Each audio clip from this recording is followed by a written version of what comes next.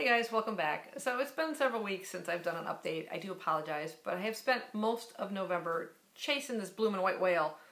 And I have yet to catch it. I still have like 50 more pages left to finish in the book. It is a very dense book. Probably one of the most difficult, to me anyway, classics that I have read. There are moments of brilliance and moments of tedium, but I'll get more into that when I actually finish it. In terms of what I have finished reading, my one and only nonfiction book for November, because Moby Dick took up most of it, was a slim little volume here by Daphne du Maurier called Come Wind, Come Weather. This is a book I read for the Daphne du Maurier reading project on Goodreads, where we're reading all of her books in chronological order of their release. And luckily this is the only one that was scheduled for this month. Thank God that it was so small.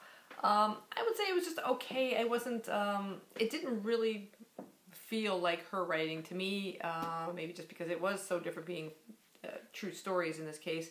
And these are true stories, kind of meant to kind of bolster the English people in times of during the war, and they're a bit with a religious bent to a lot of the stories, kind of a good feel to them, a lot dealing with kind of forgiving your neighbor and being helpful and just in general like that, but overall it didn't super thrill me. The stories were okay, like I said, an overall good feel to them, but if you're interested in her writing and just kind of want to read your way through everything, then it's worth picking up, although it is very difficult to find. I think I picked this one up as a used copy from Amazon, or I might have gotten it from the book depository. I don't quite remember, but it wasn't 25 cents. But at the time, apparently it was. But yeah, that's the only other physical book that I finished. Besides that, I did listen to a couple audiobooks, one of those being Murder in an English Village by Jessica Ellicott. Hopefully you can see that. This is book one in the Beryl and Edwina mystery series. There's 2 books out. And I really enjoyed this this particular one. It's set in the 1920s, not a particular favorite time of mine, but it doesn't have that roaring 20s kind of feel to it like you do in American books. It's set in a small little English countryside village called, and I always have problems pronouncing this, Walmsley Parva. It's a weird name. And it features Edwina, who is kind of falling on financial hard times after the war and is having to advertise for a lodger. And an American by the name of Beryl, who happens to be an old school chum of Edwina's, sees this particular advertisement and goes to take the position as a lodger. She is an American adventuress, very well known, apparently even in this small little village, and is looking for a little peace and quiet, and also she's trying to escape prohibition in America. So she ends up lodging with her friend Edwina, who's rather embarrassed for having to have to advertise for a lodger, and knowing how much the local gossips will spread all this, oh, she's having financial trouble. So her friend Beryl decides to spread a little rumor of her own that actually Edwina and she are both working for His Majesty's government, and they're investigating some strange occurrences in the village. Well, this apparently triggers something from the past, and someone doesn't like anybody digging into that past. And shortly after this announcement, someone makes an attempt on Edwina's life, and then later on a murder takes place. And now the 2 of them are actual sleuths trying to solve this killer before they can strike again. And it was quite delightful. I really liked the narration, which was done by Barbara Rosenblatt. She is the narrator of the Amelia Peabody mysteries, and she does a fantastic job. I really enjoy her narration. The story was really fun. I liked the dichotomy between the 2 characters, this prim and proper English woman and this boisterous, adventurous American woman, and the friendship that they have, and the gossips were a bit humorous within the story too. But it had a really good plot line and really kept me engaged, and I really, really enjoyed it. So I highly recommend it, and I'm looking forward to book 2. The other one I'm listening to is Kill Creek. This is by Scott Thomas. It is a horror novel, adult horror novel.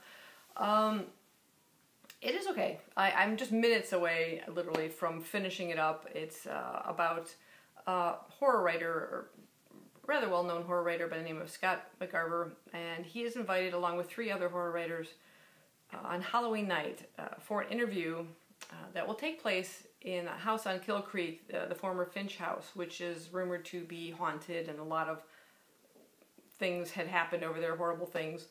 And he reluctantly agrees. He is now falling a little bit on hard times trying to come up with his next novel, and some of the other authors as well. But they are made a great offer by this kind of millionaire guy that runs a podcast, I should say. He's offered them quite a large amount of money, and plus the publicity alone will help bolster their sort of slagging careers.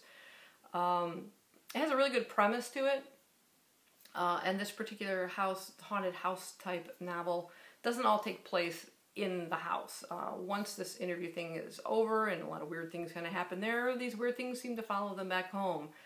And there were lots of good parts in it. There was lots of parts that I kind of didn't like as much.